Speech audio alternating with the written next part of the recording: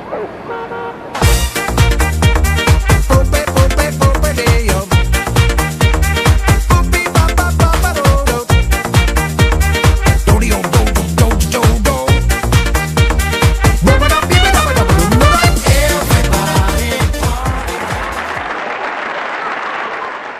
and welcome to another edition of the Big Fantastic Show.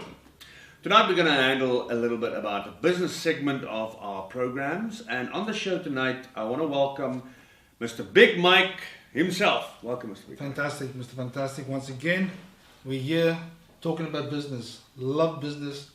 What's your question tonight, Mr.? Absolutely. Tonight I want to just understand and dig a little bit into stretching your capacity, especially towards your organization as an employer or as a manager or as a director or whatever you find yourself in. Yeah, so it's always about capacity. It's about utilizing your full capacities. And as a business, you want to do that. You want to sweat the assets, as they say. But, you know, there's two things that we just need to call out. Is the business of managing the business, and then the business of managing people in the business. Absolutely, absolutely. And like you said, I mean, trying to manage the business and the processes is something totally on its own, which we will discuss in the further episodes. But tonight specifically, we are looking at managing people and the process of managing people. Yeah, so just before I go on to the process of managing people, just to call out the processes of managing a business. And so obviously we're talking about the policies, procedures, and all of those things. Those are the hard and fast rules of engagement, business ethics, and so on. So we will touch on that in another segment, but let's talk about people. It's something that I'm very passionate about. It is something that is overlooked, and it's been something that has been put out in the business domain for the past couple of years, and it really speaks to the leadership aspects. But leadership, we will touch on, no doubt, going down the line. People management. Yeah, that's a difficult topic to really deal with, especially from a business perspective. Because the business hard and fast rules and the regulations and the segments are there, but the people are the elements that drive the process, isn't it? So your priority should be with the people in order to get your processes and your results going. So yes, I mean, I have in fact I posted something, and I'll probably refer back to it again going forward. It's about managing people, and there's a saying that I say, don't use disciplines to motivate people. You motivate people towards disciplines. So very important, because as you said, people drive the business forward. People component is more than just about management, and I use the word management very, very carefully, because management suggests that you are willfully and deliberately considering the aspects and corralling that talents in a certain way, and that is true to a large extent. I think the premise or the starting point from managing people is really about relationship building. It's really about understanding the individual, the human, touching to the human aspect. I think we walk in cold and we say, this is it, this is what I'm mandated to do, and this is how I'm going to manage you.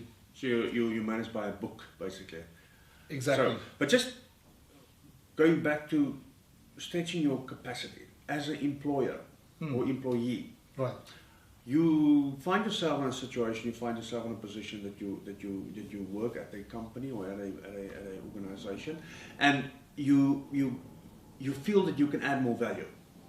And how do you go about that you could be able to stretch your capacity to benefit the organization? So I like what you're saying. I mean, how do you understand that? How do you know that? I think with any position, whether it be right at the top to right at the bottom, part of understanding who your people or who the people you are, the people that you're dealing are, is to understand exactly their background. And it's, besides having a general chat, you need to understand exactly the full background. How many people actually walk into to your office and you've actually gone through their CV, for instance, to understand exactly their skills and expertise, and then obviously addressing them and saying, I see your CV, but what is it that you actually want? Where are you going?